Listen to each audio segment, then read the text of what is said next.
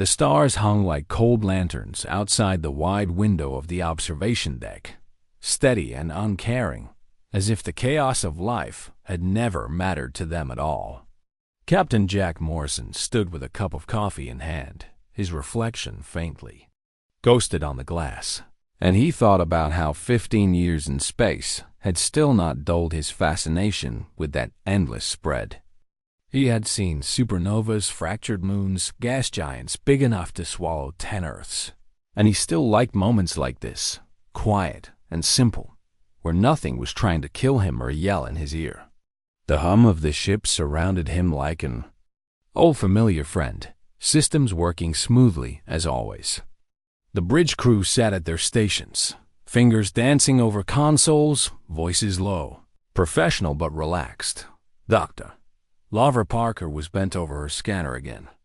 The way she always leaned so close like she wanted to crawl inside the thing. And Captain Steve Burke was at the tactical board, watching the long-range sensors because watching for trouble was his natural state.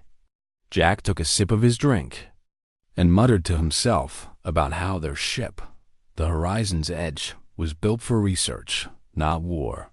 Because the only thing deadlier than space was people who wanted to shoot at you. This was supposed to be a calm job, one he liked, one where he could look at alien bugs and weird rocks instead of enemy guns. And yet trouble had a way of finding even the quietest corners of space. It started with Laura frowning at her monitor.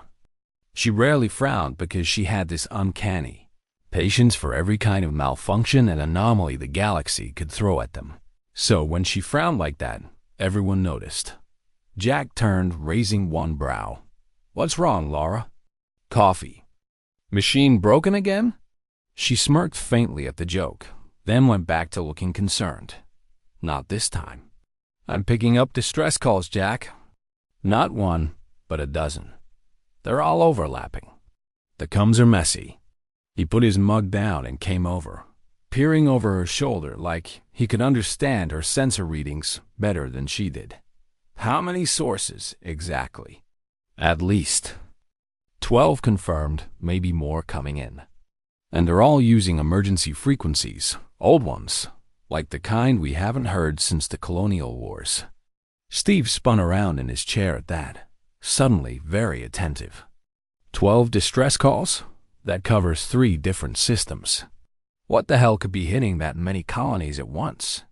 Jack felt that unwelcome coil of dread in his gut, the kind that told him he was going to regret every decision that followed. Put it on speaker. The bridge filled with static first, the kind that raised goosebumps when you already felt tense. Then broken voices cut through like panicked ghosts. "Med Control, this is New Terra Command. We are under attack." "Repeat, under attack, unknown forces.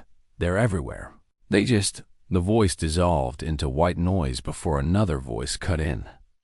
"Harmony Station broadcasting emergency. Unknown ships have surrounded us. They're not responding. These aren't pirates. These aren't rebels.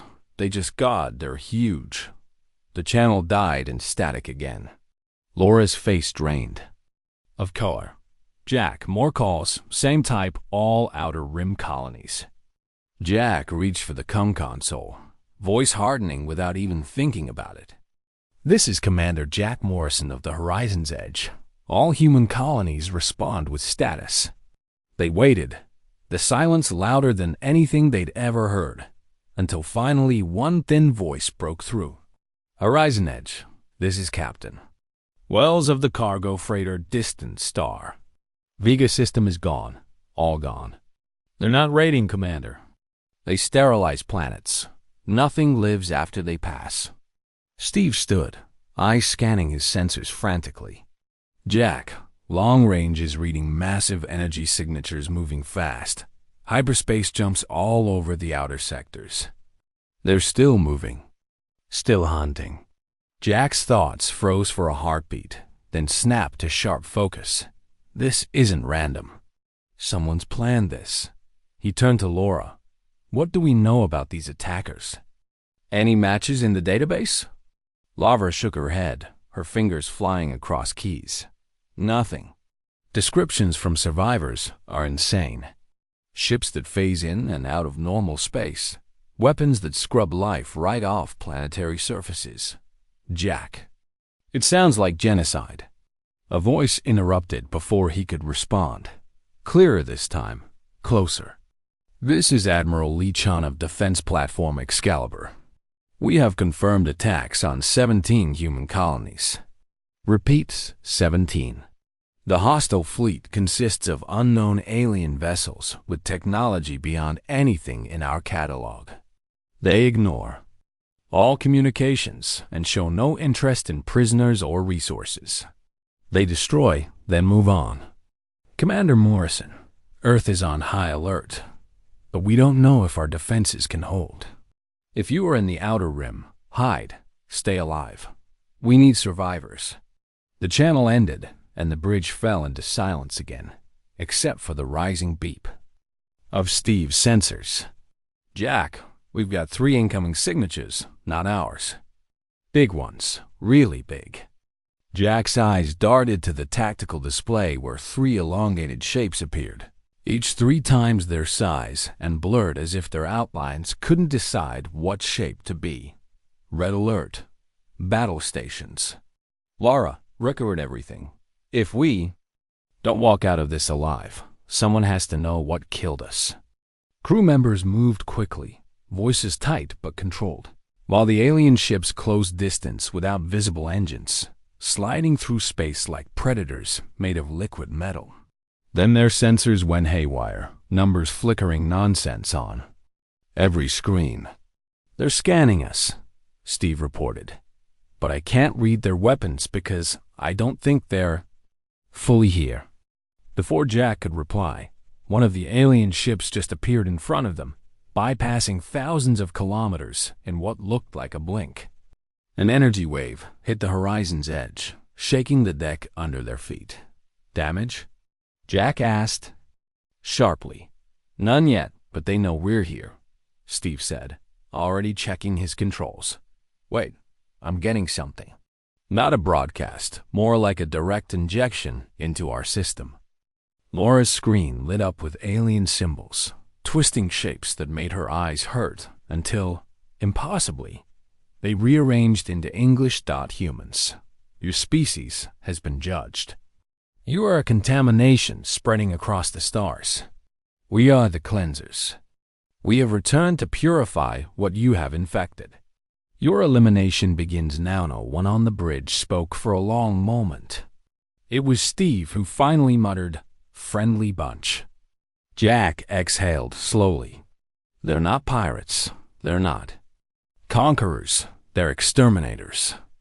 The alien ships, having made their point, turned and accelerated toward the inner systems, their motion breaking every law of physics Jack understood. Laura turned to him, her voice barely steady. We have to warn Earth. Jack stared at the display, jaw tight. They already know, Laura. We can't stop that fleet, but maybe we can learn how to kill them later. Cut power except life support. Silent running. We're going to shadow them and record every bit of this nightmare. If we're lucky, someone in the future will know what to do. No one objected. The next 72 hours turned into a nightmare as they followed the alien fleet at a distance, watching them sterilize colony after colony with cold, methodical precision. And when sensors finally picked up their course toward Earth, Jack stood on that same observation deck again, stars no longer beautiful, but witnesses to genocide. He spoke into the shipwide com, voice like iron. We're going to survive this. And when we do, we'll make them regret every life they took. 6 months later, the stars felt different, heavier somehow, like they knew what had been lost and were judging the survivors who still clung to life. Colonel Amelia Rodriguez had not had a full night's sleep since that first attack. She stood in the command center of Haven Base, staring at the holodisplay that mapped out their location. A hollowed-out asteroid drifting in deep space far from any trade routes or patrol lanes. 50,000 people called this rock home now, a number that felt both like a victory and a death sentence depending on how you looked at it. The outside surface was dead and cold, deliberately made to look like nothing worth scanning. But inside was a cramped and desperate city, carved by human hands who had lost everything. It smelled like recycled air and determination, and Amelia carried the weight of every soul inside it, walked the corridors quietly, nodding to those she passed. They all tried to smile back, some even succeeded, but most carried the haunted look she had seen too often over these months. In the medical wing, Dr. Helen Garcia was working on yet another set of injuries brought in by refugees who had arrived just days before. These people had seen planets burned clean and cities erased. They spoke of alien weapons that didn't just kill, but scrubbed life itself out of existence. Amelia asked, "How many new arrivals this week?" Helen barely looked up from her. "Patient 47 from the Kepler system. 3 ships made it out before." "Well, before nothing was left to make it out from." Helen's voice was tired, almost mechanical from saying the same story too many times. "They keep asking when they can go home, and I don't know what to tell them." Amelia put a hand on her shoulder, steady and warm. "Tell them we're working on it, even if it's a lie worth telling, because the truth was worse. Earth was gone. The cleansers had come 5 months ago, and the last messages from the homeworld were nothing but desperate battle chatter and screams cut off mid-word. The defense fleets had fought until they were scrapped floating in orbit, their best. Ships unable to even scratch alien hulls. Earth's surface had been sterilized, just like every colony before it. Humanity's birthplace was now a quiet, empty rock. And that truth gnawed at Amelia every time she closed her eyes. In the engineering levels, Dr. Sam Carter and his team worked like possessed people. Sam had been a theoretical physicist once, probably dreaming about wormholes and elegant equations, but now he was the closest thing humanity had to a war engineer. He stood over a workbench piled with alien debris scavenged from a damaged cleanser probe, its strange metal-like surface flickering oddly, as if it couldn't decide what shape it wanted to be. "You need to see this, Amelia," he said when she arrived. "This is why they can phase through normal space, why our weapons don't touch them. They're manipulating quantum fields directly, rewriting the rules of physics on the fly." Amelia folded her arms, skeptical but hopeful because Sam's voice carried a spark she hadn't heard from him in months. "You're saying you can beat that?" Sam grinned faintly, a flash of his old personality surfacing. "Not yet, but maybe. I've been working on a disruptor field, human-engineered, that interferes with their quantum stabilizers. If it works, their ships won't be untouchable anymore. They'll be just as vulnerable as we are. 2 weeks, maybe less, and I'll have a prototype." For the first time in half a year, Amelia actually felt something like hope. "Then you get 2 weeks, Sam, even if I have to pry it out of time itself." On the flight deck, Lieutenant Danny Brooks was drilling new pilots. Barely 25, but already hardened by running dangerous raids for supplies, Danny moved among his squad like a man twice his age. "Remember," he told them, "speed is life. The cleansers track poorly on multiple fast-moving targets. We get in, grab what we need, and get out before they can sneeze in our direction. You stick around too long, you die, and I'm too pretty to die." The recruits actually laughed at that, which was something Amelia hadn't expected to hear. The sound was short and nervous, but real, and she decided Danny's dark humor was exactly what they needed. The comm center was buzzing with survivor chatter, signals routing through too many relays to track easily. Small human groups were hiding everywhere now. Asteroid belts, abandoned outposts, even drifting ships running silent between stars. Every one of them was scared and angry, and every one of them wanted to fight back. "Colonel, we've got a request from the Exodus group in the Teddy system," Sergeant Tony Walsh reported.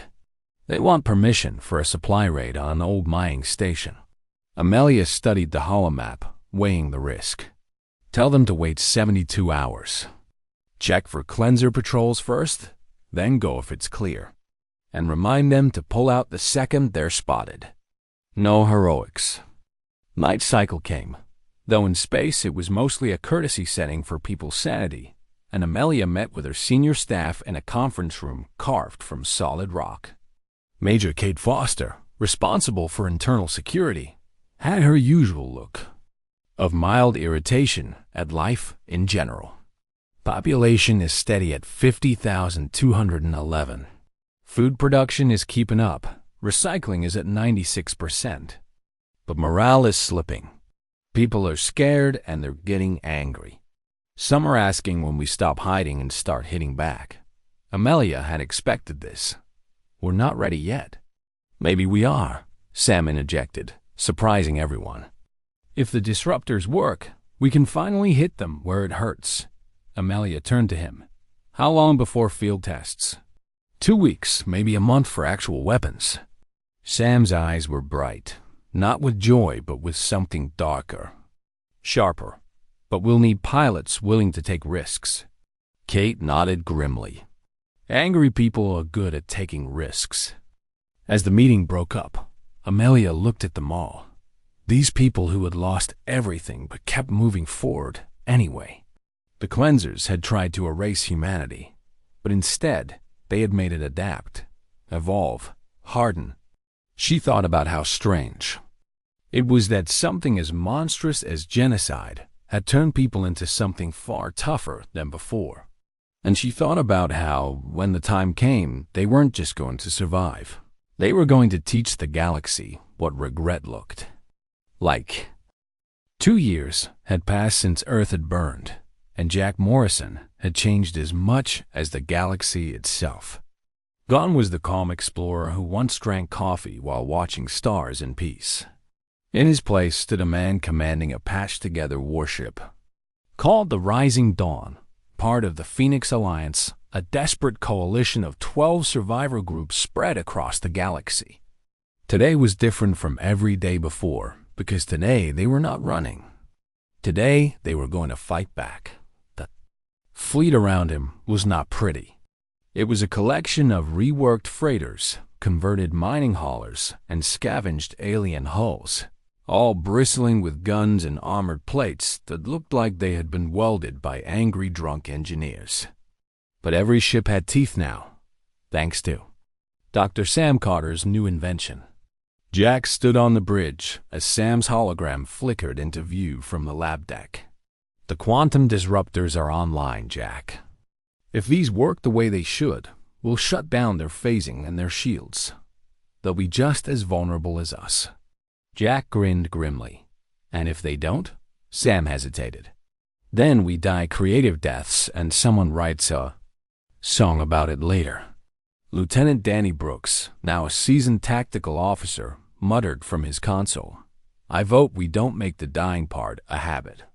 My mom already thinks this job is bad for me. Their target was a cleanser listening. Post on the edge of the real system, a place used to intercept survivor communications and track human movements. Intelligence suggested minimal defenses, only 2 escorts and a skeleton crew. For a first strike, it was as safe as war ever got. Jack's voice carried through the fleet channel. All ships, check in. This is not about revenge. This is about proving we can hurt them. We hit fast, destroy the station, and get out before they send reinforcements. No heroics. Captain Lisa Wong led the strike team aboard the Iron Will, a converted mining vessel whose massive drills had been replaced with torpedo bays. She came over the comm with her usual dry humor. Beginning final approach, Jack. Disruptors are charged and ready. If this works, drinks are on you. Jack replied, if this doesn't work, drinks are on whoever survives. So, don't screw up. The Iron Will lunged forward, its engines roaring as the rest of the fleet fanned out in support. 2 cleanser escorts moved to intercept. Sleek, crystalline ships shimmering as their weapons began to charge. Lisa's voice was steady. Disruptors firing. Invisible energy pulses slammed into the alien ships, and for the first time in 2 brutal years, cleanser technology flickered. Their shields collapsed, their graceful movements turning clumsy, their weapons sputtering like dying candles. Danny whistled low. "Holy hell, it works! They're wide open." "Hit them now," Jack ordered, and human ships opened fire with everything they had. Missiles and energy bolts tore through one escort, blowing it apart in a spray of molten fragments. The second tried to retreat, but another disruptor blast shut down its engines, leaving it dead in space for the finishing shots. Lisa's ship reached the listening post and unleashed a brutal bombardment, shattering its crystalline structure into shards that scattered like frozen fireflies. "Target destroyed," Lisa reported. "No human casualties." The bridge of the rising dawn erupted into cheers, but it was Danny who caught something odd on his console. "Commander, I'm getting transmissions from the escorts. I think they're panicking." Sam's voice cut in, curious and almost excited. "Let Emmy translate." There was a pause. Then Sam said, "This doesn't make sense. They're broadcasting confusion, fear, maybe even terror. I don't think they thought we could do this." The realization rippled through the crew. For years, the cleansers had treated humanity like insects, swatting them aside with casual efficiency. Now, for the first time, they were afraid. Jack leaned forward, eyes cold. "Send this to every survivor group out there. Tell them the cleansers can bleed. Tell them we have the tools to kill them. And tell them it's time to stop hiding." The next weeks were chaos in the best way. Survivor groups that had been barely clinging to life rallied together, sharing Sam's disruptor designs, retrofitting ships, and forming combat units. Volunteers flooded training programs. People who had lost everything now eager to risk what little they had left. Even small, isolated colonies started to send messages. "We're ready to fight." Colonel Amelia Rodriguez used the momentum to establish the Human Liberation Front, a coordinated military force drawn from every surviving faction. Training intensified, new tactics were developed, and for the first time since the war began, humans planned attacks instead of escape routes. Kate Foster's special operations teams perfected hit-and-run methods designed to cripple cleanser infrastructure. Morale soared, a dangerous electric kind of hope that could either save them or burn them alive if it failed. 3 months later, Captain Lisa Wong led a strike against the cleanser supply convoy. This time, the aliens had adapted, tweaking their defenses to resist the disruptors. The battle dragged on for 6 hours, costing 12 human ships, but in the end, the convoy was destroyed and valuable intel captured. Sam used the data to improve the disruptors, turning them from crude prototypes into reliable weapons. Each battle taught humanity more, while the cleansers seemed to learn slower. Bogged down by their own arrogance, Jack stood on the observation deck of the Rising Dawn again, watching human warships assemble for yet another mission. 2 years ago, the stars had been witnesses to humanity's slow death. Now, they were witnesses to something else entirely, something the cleansers had never planned for. Humanity had become hunters. Jack whispered to himself, "They tried to erase us, but they made us into something worse than what they feared." He turned toward the deck, voice sharp. "Plot course to their outer territories. Let's remind them what survivors can do." 5 years after the Earth burned, the human fleet that gathered under Admiral Jack Morrison's command looked nothing like the desperate ships he had once led. The Vengeance, his flagship, hung in space like a wolf among scavengers, its patched hull lined with captured alien technology fused awkwardly with human engineering. What had started as survival now looked like a war machine designed to do one thing: hunt cleansers, until nothing was left of them. The crew no longer looked like scientists or explorers. They moved with precision, hardened by years of brutal combat, eyes cold and focused, like people who had long ago stopped asking why and only thought about how many. Captain Ryan Burke, once their quiet tactical officer, now commanded Ghost Squadron, a group of fighter pilots equipped with stolen cleanser stealth tech that let them phase partially out of normal space. Target is a research facility in the Arcturus system. He briefed his squad calmly. They're trying to develop countermeasures against our disruptors. We go in silent, plant charges, and erase their labs. No survivors, no evidence. Jack listened from the observation deck, thinking how different he had become. 5 years ago, the idea of ordering something so cold would have eaten at him. Now it felt like basic strategy. The cleansers had shown humanity no mercy, and humanity had learned the lesson too well. Dr. Sam Carter had changed too. He had been a quiet scientist once, excited about strange particles and neat equations. But now, he was humanity's chief weapons designer, proud owner of something he called the Void Cannon. It collapses their quantum fields, Sam explained during a briefing, his voice carrying an unsettling mix of pride and exhaustion. Think of it like pulling the rug out from under their entire existence. Hit their ship with it, and all. That advanced alien tech holding it together turns useless. It's elegant, Jack. Terrifyingly elegant. How many ships can we fit with it? Jack asked, studying the schematics. All of them, within 2 months. We even have portable versions. For ground troops, Sam said, smiling thinly. Major Foster's teams will be able to shut down their planetary defenses before the enemy knows they're under attack. Major Kate Foster, once in charge of base security, had become the architect of ground warfare. Her soldiers cleared alien installations with the same brutal efficiency the cleansers had once used on human colonies. Her voice during tactical updates carried no hesitation. Enemy garrison surrendering? Irrelevant. We eliminate them. They didn't give us mercy. They get none in return. No one argued. Not anymore. News poured in from strike teams across the galaxy. Danny Brooks, now a squadron leader, reported Vega system convoy destroyed. 12 supply ships, 3 escorts, gone. Their forward bases are starving for parts and food. Jack nodded approvingly. Keep it up. Choke them until they can't move. Humanity's shift from prey to predator had consequences. Intercepted. Cleanser communications revealed internal chaos. Some alien commanders requested reinforcements for routine patrols, while others openly questioned why the war had begun in the first place.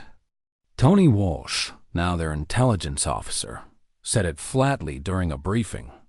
They're scared. They thought we were a pest, but they've realized we're something worse, a pest that bites back and multiplies. Dr. Helen Garcia, once a quiet medic saving refugees, now spent her time studying captured cleanser physiology. We found something, she reported, almost reluctantly. A protein chain unique to their regenerative systems. Disrupted, and they die within 72 hours. No cure. Jack approved a biological weapon without blinking. A decade ago, that choice would have horrified him. Now, it felt like balance. The turning point came when 3 cleanser factions, desperate for relief, sent secret diplomatic feelers. Amy Rodriguez, now a general, delivered the news with a smirk that had no humor in it. They want peace talks. They're offering to withdraw from human space if we agree to a ceasefire. Jack didn't think for long. Tell them we'll accept their surrender when there's no one left to surrender. Silence followed, but no one protested. Not Kate, who had lost family on the first day of attacks. Not Danny, who had spent 2 years raiding burnt colonies. And not Sam, who now lived and breathed weapon design like it was a form of prayer. The next campaign wasn't about defense. It was an invasion. Humanity, once scattered and terrified, now carried the war into cleanser territory. Their fleets were forced to retreat. Their patrols grew smaller. Their confidence shattered. And through it all, human forces moved like they were settling an old debt, one burned world at a time. Jack stood in the command deck, watching the stars again, but they didn't feel cold anymore. They felt like a hunting ground, and humanity had become its apex predator. They made one mistake, Jack said to no one in particular, voice low. They didn't finish the job. 10 years had passed since the first attack, and Admiral Jack Morrison stood on the bridge of the Vengeance staring at the largest fleet humanity had ever assembled. 50 warships surrounded his flagship, each one a brutal mix of human ingenuity and captured cleanser technology. This was not the fleet of frightened refugees anymore. This was a predator pack circling its final kill. Ahead lay the cleanser home system, a fortress of 3 worlds connected by massive energy shields and orbital defense platforms strong enough to shatter moons. Every piece of their architecture screamed arrogance, a statement carved into the stars that said, "We are untouchable." Jack smiled coldly. "Untouchable, huh? Let's find out." General Amy Rodriguez, now commander of humanity's ground forces, stood beside him, her armor scratched and dented from 2 May campaigns. "Intel confirms all remaining cleanser leadership is in this system. No escape routes." Jack nodded once. "Good. Then this ends today." Dr. Sam Carter, still leaning toward manic brilliance after a decade of weapons design, stood proudly next to his ultimate creation. "The Genesis device is ready, Jack. It's not just a weapon, it's an eraser. Fire it, and anything it touches won't exist anymore. Not rubble, not dust, nothing. We do this, and the cleansers will be a memory and nothing more." Ryan Burke and Ghost Squadron prepared to phase directly inside the enemy's main defense station. "We go in, plant charges, and clear out before anyone even knows they're dead." He briefed his team, his voice calm but razor-edged. "Kate, Foster's ground troops loaded into assault transports. Their orders as blunt as their methods. No survivors, no hesitation, no chance of another war. The human fleet advanced. VOID cannons and disruptors firing in waves. Enemy shields collapsed under the assault. Their once graceful crystalline ships reduced to debris in minutes. Ryan's Ghost Squadron materialized inside the main defense hub. Silent shadows cutting through alien troops and leaving explosive charges behind. "Station Alpha secure," Ryan reported before triggering its destruction. A flash so bright it burned after images onto every screen. With their shields down and their outer defenses gone, human forces surged into the inner system.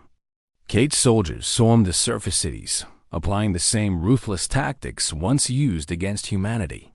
Alien resistance crumbled, leadership fleeing to underground bunkers that didn't last more than an hour. In orbit, Helen Garcia intercepted desperate cleanser transmissions. "They're warning other species about us," she said, almost disbelieving. "They're calling us too dangerous to exist." Jack gave a humorless laugh. "Welcome to irony, folks. They taught us this game, and now they don't like how we play." Lisa Wong's assault team breached the Eternal Council's chambers, finding the alien leaders huddled together, weapons useless in their hands. "Council secure," she reported. "Orders?" Jack opened a direct channel so they could hear him. "You tried to erase us because you thought we were inferior. You were wrong. You woke us up, and now you're going to pay for that mistake." "Them?" Ancient cleanser leaders spoke through a translator, voice trembling. "You have become what we feared you would be." Jack didn't hesitate. "Then you should have killed us all." Sam activated the Genesis device, and an invisible ripple spread across the system. Cleanser ships, cities, even entire planets simply stopped existing. their matter unraveling at a molecular level until nothing was left but silent orbiting rocks. Within minutes, 3 worlds that had once been the heart of a species became cold, empty stones drifting in space. Amy reported from the surface. Confirmed total elimination. No survivors, no tech, nothing left. Jack opened a fleet-wide channel, his voice reaching every human soldier. After 10 years of war, the species that tried to erase us is gone. Let every star system know this. Humanity forgives nothing. We remember, and we finish what we start. If anyone else thinks we're easy prey, look at this system and think again. The human fleet turned for home, but home wasn't what it used to be. Earth was still gone, yet humanity had claimed something. Bigger, something far colder. Ownership of the galaxy's sphere. The stars belonged to them now, not because of exploration or curiosity, but because no one would dare challenge them again. Jack stood in the observation deck one last time, coffee in hand like he had a lifetime ago, staring at the stars that once seemed peaceful. They tried to destroy us, he whispered, but they only made us exactly what they feared most.